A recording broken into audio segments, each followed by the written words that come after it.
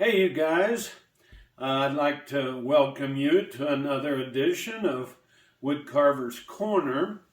We've got some feedbacks from some of the videos that we've done before. And, you know, the simple beginner type stuff has seemed to be popular. So we decided we would go with something really simple and easy. And we're going to teach you guys how to carve a simple little turtle. You know, there's really not much to a turtle. You round him up and put some design on his back and a couple eyes on him and some feet, and it's a pretty easy project. So let's start with showing you guys. I'll try to get up here where we can see. But what I did was I bandsawed. This would be the side view, and I left area for his head up here. Let's see, the bottom of the turtle. Then I left some area for his feet, like that, and his back feet. They're kind of weird back feet on him. And then, of course, I left the tail.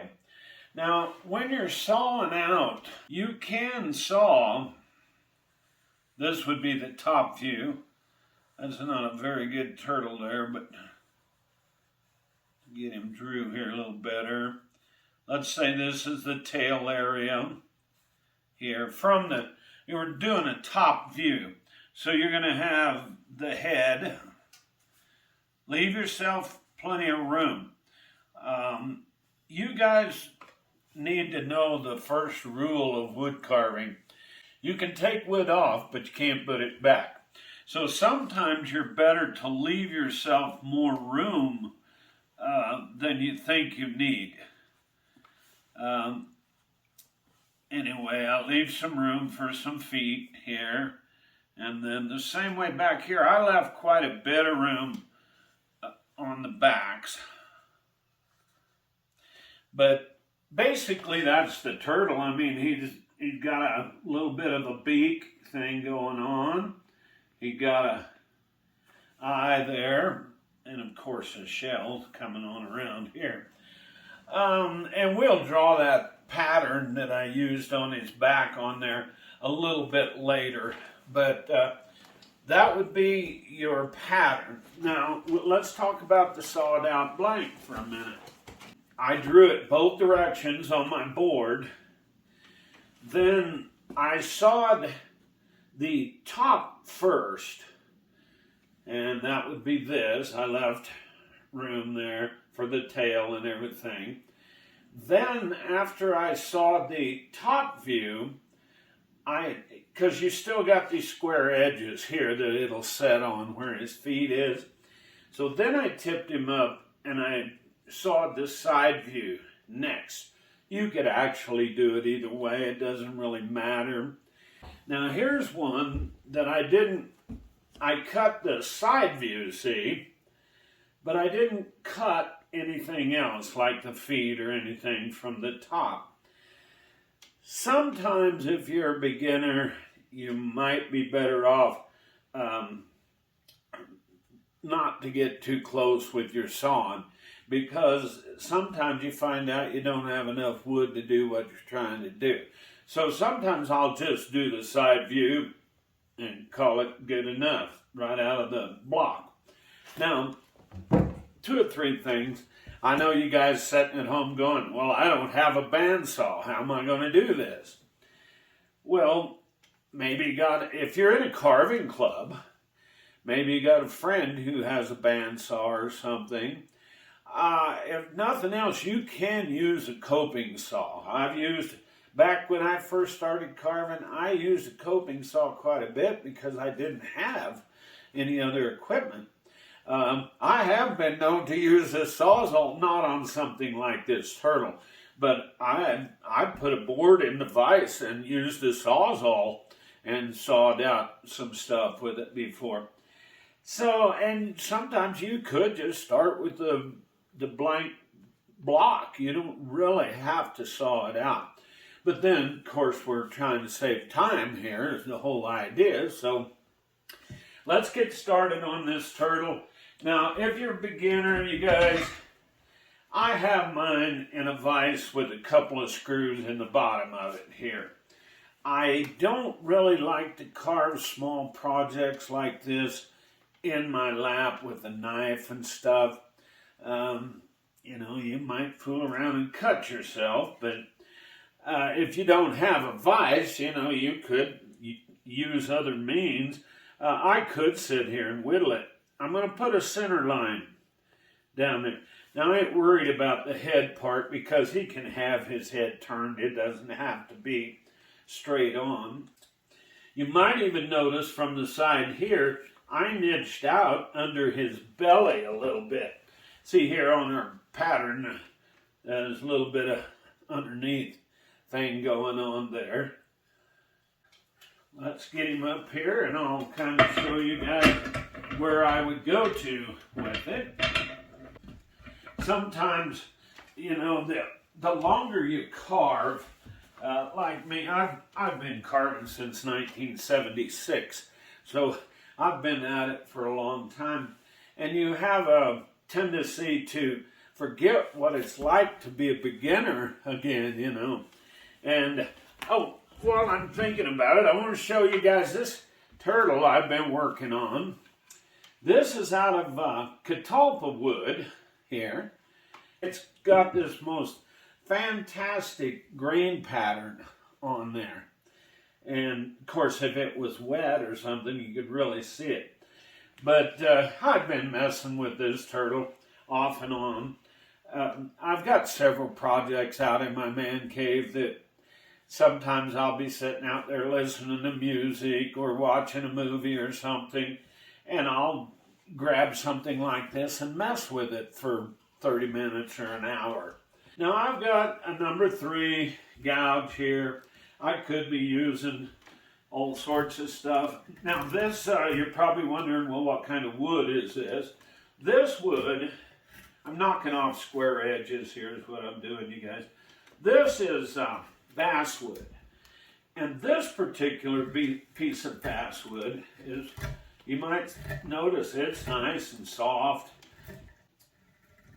My favorite carving wood is actually butternut, and a lot of my better projects I've done in butternut over the years just because I was so spoiled, but it's getting increasingly harder to find good butternut. I don't do near the wood carving as I once did, but I still have a passion for this right here. There's something about wood carving that's always been, I'm not going to say exciting, but it's been a good pastime, and I have spent countless hours. Gosh, on some of those nicer projects that I've done over the years, I'd be setting up all night long, forgetting to go to bed, you know, carving all night long. Done that hundreds of times over the years.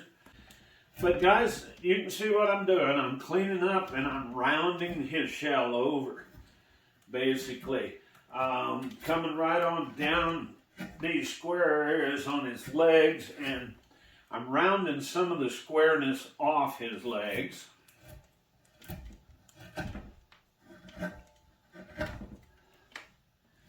Like I said, if you can, try to put your project in a vise. But if you don't have a vise, well, I used to have one of them little workmates that I worked, you know, like a Black & Decker or whatever brand. They were little workmate vise type tables. Over the years, I've had every kind of carver's vise you can think of. Now, I've made these vises for years. 20, 25 years ago, I've been teaching off from these vises like this. Knocking square edges off, you guys. Rounding the shell up more than anything, as you can see. I'm not spending a lot of time on his head and neck yet, but wouldn't hurt to, you know, round it off a little bit in there. Even here where his toes and stuff are going to go, I can dip in a little bit on these feet and get a little roundness happening. Back when I first started, what was really rewarding for me was I would go to a craft show somewhere, you know, and sit there and sell little old turtles, little frogs, little fish, little owls, stuff that was simple to carve. And it would be rewarding to the fact that sometimes on a weekend at a craft show, I'd make a couple $100 or something, which doesn't sound like much these days. But back, you know, I'm talking 76 through probably 80 in there. And that was extra money. I was working at the packing house full time then. But one of the things that whittling like this done for me is when I worked on nights a lot of times in the stockyards, after we got all our work done, we would be sitting there waiting on trucks to bring cattle or hogs in. And a lot of times in the winter when it was snowing or raining or something, we wasn't getting much. So I would have time to sit and whittle and carve, you know, and stuff. And so it was a really good way to pass some time. You might notice here I was rounding his tail in on the square edges like this. Now, you got to watch out here. The grain is going this way in this guy. So if I get in here and get to popping too hard, I'm liable to take a whole chunk off there. So I might be better to nibble at this tail across the grain like this. Now, if I was using a knife, I would be rolling my knife up and underneath there. My dad and I had a wood carving shop on the main street of Dexter, Kansas years ago. And of course, Dad and I would weld up different vices because we welded up all sorts of stuff, you know. And so we immediately, when we got into doing wood carving, we're like, well, heck, there's got to be some way to hold these carvings, you know, where you're not going to cut your hands and stuff as much. Of course, you know, we don't like to talk about cutting yourself, but if you're a beginner, trust me, it's not if you cut yourself, it's when, you know, eventually you will. Trouble with, now here the grain's going that way, and if I keep doing what I was just doing, I might pop a big chunk off his leg. So sometimes your gut feeling gonna tell you, uh-oh, don't carve that way. Well, it's time to turn around and go a different direction. That just comes with experience. Certain woods, like red cedar, we've been doing a lot of the videos with the wine guys and the horse heads and stuff in that red cedar. And man, let me tell you, that stuff it does not carve friendly. This is a really nice piece of wood here. I'm real happy with the way it's going. I'm going to start rounding some here on his neck, underneath his head some. There will come a time, once I get like his feet and stuff going and rounded, there will come a time that I'll have to take him off from this. I got a couple of screws in the bottom of him here holding him, but I will have to. See there how that wood's wanting to pull away.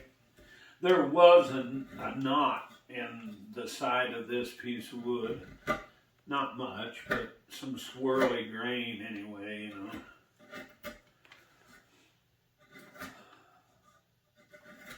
And, you know, I encourage beginners too, after you've been carving for a year, 6 or 8 months, you know, to take your stuff to a craft show because not only do you're visiting with people, you're even encouraging other people to get started carving. Over the years, I would be safe to say I've got literally hundreds of people starting carving, you know. Wasn't very long after I started carving that I actually started teaching. Dad had that building there on the main street of Dexter, and we weren't using the building for anything. And we said, well, heck, let's start a carving shop, you know. And we had a little wood to sell and a few tools. And next thing you know, we would have classes like every Tuesday night or something. And we'd end up with maybe 10 or 12 people show up and sit around. It's more or less sitting around BSing each other and catching up on all the local gossip. You guys can see I'm rounding my feet out. I'm leaving just a little dip here for his toes, you know, on this foot. Now, this back foot goes odd. It actually comes back and then almost like my, I guess this way. Anyway, if you look at a turtle's foot, it's kind of odd the way they bend. Now this guy, I don't have much going on yet. I've been carving on his feet some, but his front feet, see, I got them like this on this turtle. And of course, the pattern. This particular turtle, it was supposed to be a desert tortoise, is what the picture I was looking at. And they've got a real pronounced indentions on the shell. Now, the little pattern I carved the other day here, you can see I didn't get too carried away. I V-tooled a few things, and that was about basically it. Well, guys, I tell you what, I got him rounded out here. Let's go ahead and start in on his head some. I'm going to try to turn his head slightly towards the camera that way, but I'm going to start with a point, or not a real point, I guess, point, but let's call it a triangle, and that would be a better thing to say. You notice, carving with a gouge like this, I'm not pulling with my whole arm or whatever. I'll just use my wrist like that. And you got quite a bit of power. And a lot of times I will even hold both hands like this on the tool. You got better control. As you guys learn to carve, if you're beginners, the more you learn to carve, the more you'll find what's more comfortable to you. You know, if you feel uncomfortable carving with a gouge like this, well, try your knife, you know. Okay, guys, what I'm going to do here, I've got him sawed out under from the sides. But I'm going to have to take him off the vise here. And I'm going to take this chunk out of here. Right here. At that point, that'll let me in here to round his neck more on the bottom. I'm going to do the same thing back here on the back. I'm going to leave a little more room on the legs and feet because I ain't quite sure what's happening back here yet. But I'm going to take this chunk out from underneath there. And I'm going to have to take him off the stand to do that. So I'm going to break away from the camera for a minute, take him off the stand, and work underneath his belly a little bit, cleaning it up. And then I'll get back with you guys in just a minute. Okay, guys, I just was cleaning up the bottom a little, getting rid of saw marks. I did narrow the neck in a little. Now on the head, I kind of flattened it out just a little. I got him kind of looking up. I figured that's the way I got this one too. You might notice he's kind of looking up, you know. So really, I'm going to spend a minute more rounding out his legs, but I did want to show you guys, this is probably well, it says it's a number 7, but it's fairly flat. This one's a number 6, little gouge, maybe 3/8 of an inch wide or something. But a little gouge like this, if you're having trouble trying to clean out in here around his legs and stuff on the back, I better set this one back over here first. But I can take notice, I got my little leather apron on here. And here again, guys, I'm not pulling this, you know, with my whole arm at my body. I'm just using my wrist like this. You can push the tool like this if you want to. Whatever works the best for you. You know, you're just, as you learn to carve, you are just going to have to figure out what's the best way. Here, I got lots of power. And like I said, I'm not pulling with my whole arm, you know. I'm just using my wrist like this. But I'd also, see I'm working and look here, I'm rounding his legs up. You can use your knife and you can roll that knife in there. But I find that this is a much better way for me. That may not be for you, but look here, see, I can round, that's cross grain. Of course, having your tools good and sharp is a good idea. But I also wanted to tell you, you know, I've had people in my beginner classes say, well, I don't really even know what a turtle looks like. Well, next time you're at the dime store or Walmart or out at Tractor Supply, I've seen them out there and stuff. They have little plastic animals of all kinds. And pick yourself up a $5 turtle, you know, a little plastic one. It'll give you some ideas of the shape of the turtle. I'm trying to keep my hands out of the way where you guys can see, but I know you can't see everything I'm doing. But you're getting an idea. I'm whittling in on his feet where his toes stick out a little. See here. In other words, see, it ain't sticking out there. But with this little gouge I'm talking about, see? Now you're cross grain. You know, when you first start carving, that's the other thing. Your tools are always dull. And, you know, nothing will get you cut quicker than a dull tool, you guys. This one is fairly darn sharp. You can see it's just slicing right through the wood. Got a few more saw marks here on the tail, see? And I was just giving you guys this example with a little gouge like this. Actually like this one that I showed you earlier too. See, it's got a little curve to it, a spoon type, well, they call it a long bent is what that is. But I like it because not only with that bend in there, see, you can kind of do that with it. But also if you're doing what I was showing you, pulling like this slightly with your wrist, that bend in there, of course this gouge is not near as sharp as that other one. And if you're like me, that's what's going to dictate what tool you're going to use the most, is the sharpest darn tool that you got. I got a few more saw marks here on the front of his face. Of course, this is cross grain too. This is a tough area. It would actually be best going this way. But then again, it's hard to hang on to this turtle this direction.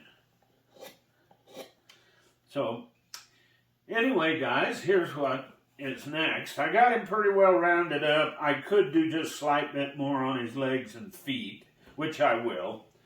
But let's investigate where we're going next here with this guy. All right, he got his head kind of shaped, right? And see, I got two planes coming off each side here. And I'm going to put an eye about here and here. If you need to, put you a little center line in there. Now, like I said, this guy's looking more off that direction than he is straight ahead.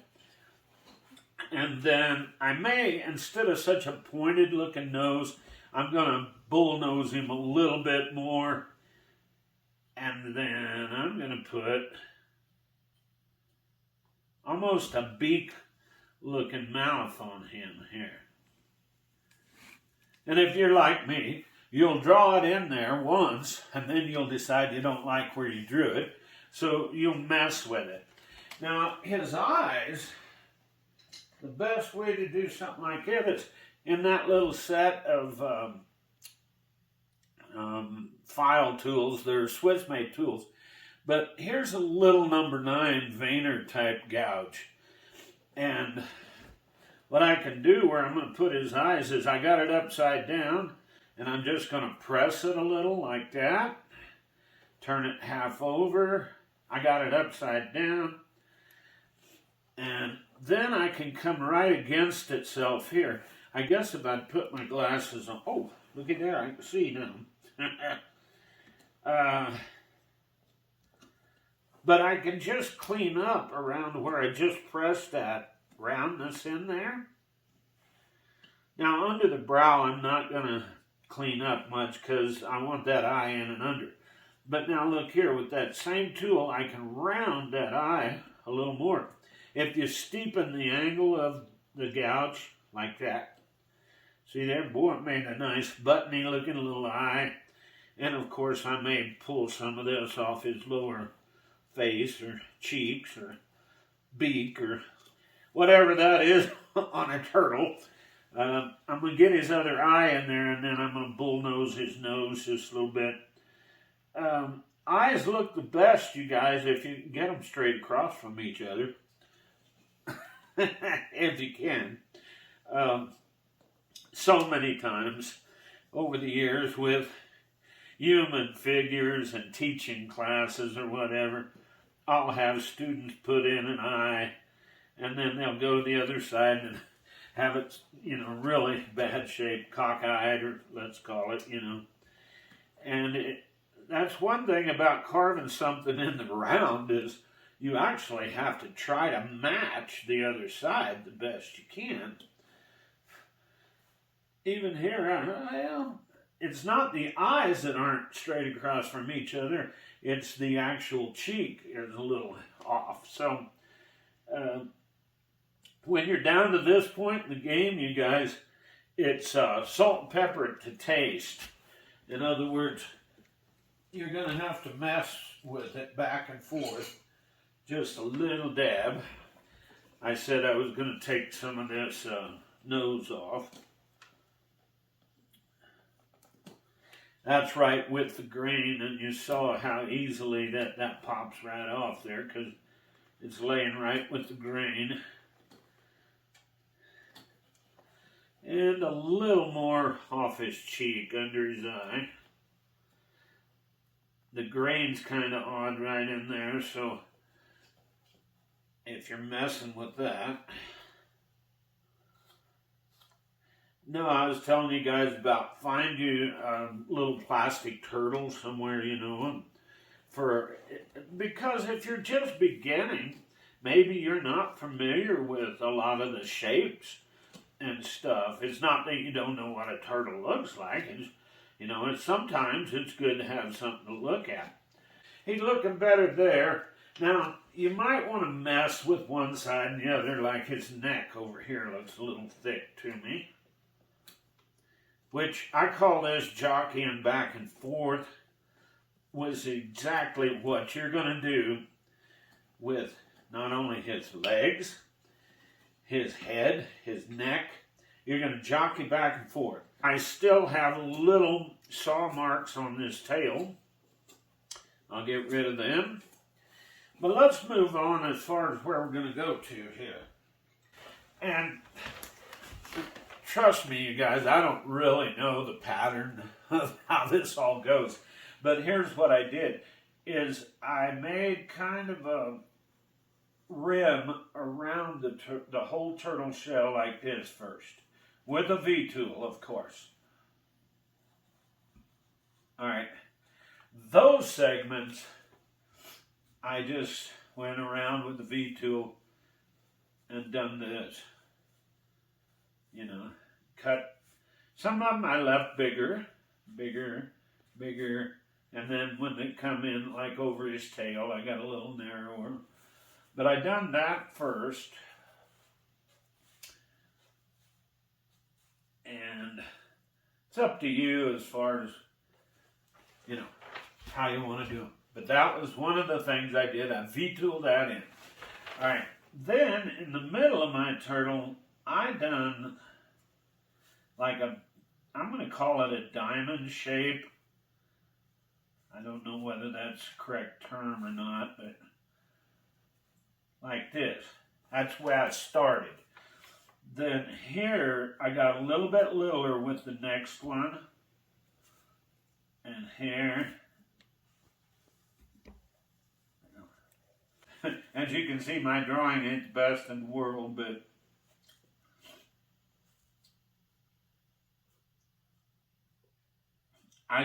after I drew them in there, I went back and straightened them up on the turtle when I was carving him on in there. But I done this shape next, like this. And one more, let's say. So anyway, what I did off these zigzaggedy points like that, I just went to the edge like this with them. Not all the way to the edge of the turtle, but to where I had my rim. And I'd probably take a little more time on my actual turtle than I am here. I'm just doing this. That's kind of the pattern right there that I did, you guys. And of course, his eyes were in here. And when I get down to it there, I got my V-tool doing this pattern. I'm going to give him 3 or 4 toes. I don't know how many toes for sure a turtle has, but I'm going to give him some toes on his feet here, like that.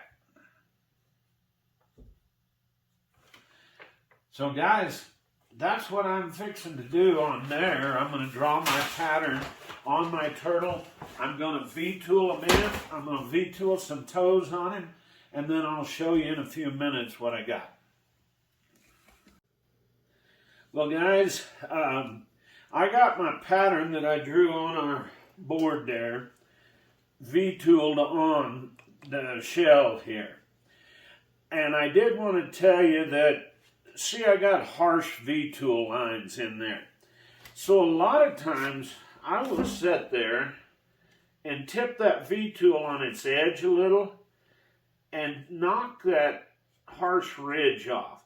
And you can see it would take me 20 minutes or something to knock those harsh ridges down. You're kind of rounding them up a little, basically. That makes these guys look better. And of course, I got some pencil marks and lead. Weird thing about drawing with a pencil on your subject is you end up smearing that lead all around, and it's kind of nasty looking.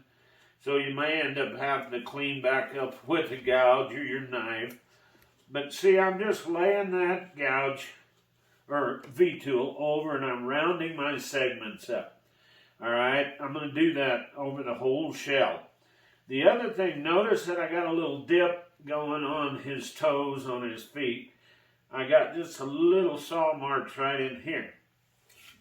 Now, as far as on the bottom goes, there is a turtle shell design on the bottom. And if you wanted to do it, you know, power to you. Get in there and put a design on the bottom. So I will spend a minute more. And his toes, I'd mentioned the toes earlier. I'm going to come in here and V-tool some toes on his feet. And do a little once-over cleaning up. As far as sanding goes, you guys, I did hit that one with some wore-out 220 sandpaper, which you see it kind of smoothed him up a little bit. you can still see some chip marks in there, which is good. I mean, they look good. You don't even have to sand them, but almost to get those dirty pencil, where you smeared the pencil around, you about have to run some sandpaper over them just a little bit. Just don't use really harsh, like 180 or 150 or something, sharp sandpaper on there. Use wore out 220 or something like that, and hit him with some sandpaper. All right, once I got my eyes, and see, I V-tooled his mouth in there. This guy, I got his head a little broad, and I might thin his neck up just a little bit more. I'm going to give him, let's call it the once over, you guys. I'm going to give this thing the once over, and then I'm going to put some finish on it. Now, I've used this product on a lot of stuff over the years. I'm not going to say it's the best stuff to use or whatever, because really you could use some kind of wood conditioner or something on there. But what I found out with the wood conditioner, that stuff stinks, and it takes 3, 4, 5 days to ever even dry good. This stuff, I painted on, I let it soak in. It says it's wipe on poly, but I always use a brush, you know. And I use the clear satin. Now, they make one in a pure silver can like this, but it's the gloss. And I don't really like the gloss. See, this is the satin on this guy, and it's not shiny. It's not offensive to the wood carving, I'm going to say. Of course, that's just my opinion, you know. Anyway, that's what I'm going to put on him. I am going to spend maybe 15 more minutes rounding up on his shell. I'm going to hit him with some sandpaper, put some toes on him, and we're going to be done. So I just wanted to tell you guys, we're doing this Woodcarver's Corner thing again. But if you like what we're doing and all, of course we've already done other videos that are posted.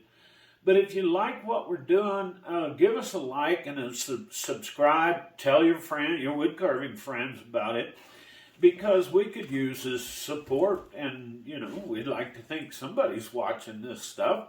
So anyway, I hope you guys have enjoyed this little simple project, and we'll see you next time on Woodcarver's Corner.